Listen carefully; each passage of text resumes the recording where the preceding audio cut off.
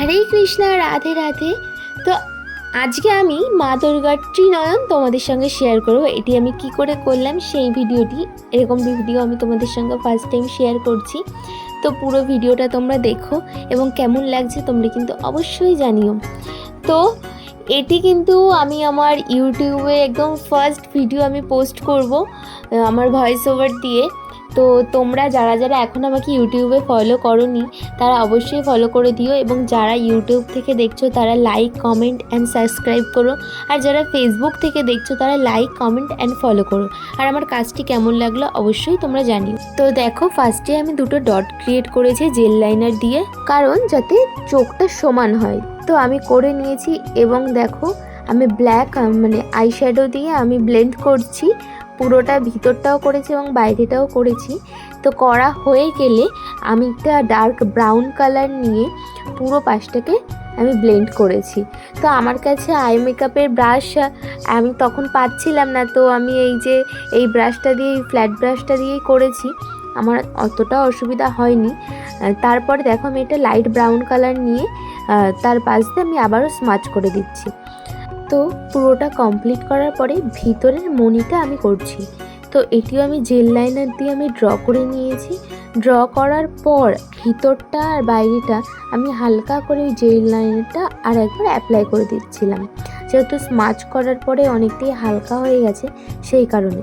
তো তারপরে দেখো মণিটার কালার আমি কি করলাম, একটা অফ হোয়াইট কালার এবং একটা হালকা ব্রাউন কালার নিয়ে আমি দুটোকে মিশিয়ে মণিটার ভিতরে একটি কালার করেছি। তো পরে এটা অতটা বোঝা যাবে না, কিন্তু এখনই যদি আমি ডার্ক কালার দিয়ে দিতাম তো চোখটা ফুটতো না। তো তারপরে দেখো আমাদের চোখের সাদা যে অংশটা মণির পাশে সেটি আমি করে নিলাম। তো করে নেওয়ার পর আমি ভিতরটা আবারও একটু লাল দিয়ে শ্যাডো দেবো যাতে একটু রিয়েলিস্টিক লাগে। তো দেখো তারপরে আমি এই যে উপরে যেই একটুখানি অংশ ফাঁকা ছিল আমি বুঝতে পারছিলাম না যে আমি কোন আই শ্যাডো দেবো। তো তারপরে দেখো এই যে একটা অফ হোয়াইট কালার ছিল আমি সেটিই দিয়েছি, এবং পরে আমি একটি ছোট্ট মানে ফেব্রিক যখন আমি ইউজ করেছিলাম একটি লাইনও করেছিলাম। তারপরে দেখো আমি মণির ভিতরে যে শেডিংটা আছে সেই শেডিংটা করে নিয়েছি, এবং মাঝখানে যে আমাদের মণির যে ছোট্ট যে অংশটা সেটি আমি কিভাবে করলাম তোমরা দেখতেই পেলে। তুলির পেছন দিকটা দিয়ে একদম সুন্দর করে করেছি যাতে একদম গোল হয়। তো দেখো তারপরে এই যে একটু যাতে মানে চকচক করে সেই কারণে আমি একটু ফেব্রিক হালকা করে ইউজ করছিলাম।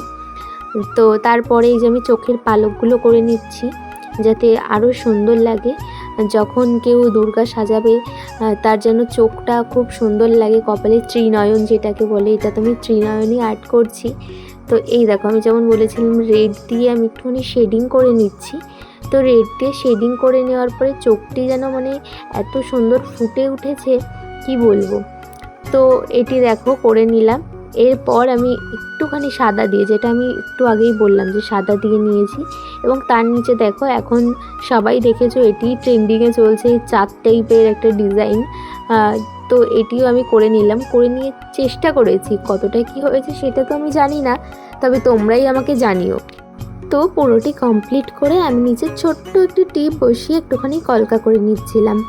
তো দেখো কলকাটা আমি যেই তুলিটা দিয়ে করেছি আমি পরে অ্যাড করেছি, আমার কাছে কলকার তুলি ছিল না, তা আমি চেষ্টা করেছি যেন আমি করতে পারি।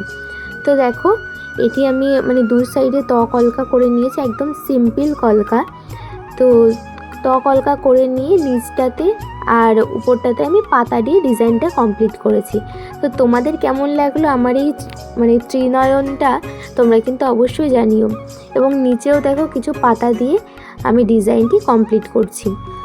তো এরকম যারা করতে চাইছো বা যারা বুঝতে পারছিলে না তাদের জন্য খুব সহজ এবং ইজি করার জন্য এই ভিডিওটা আমি পোস্ট করলাম।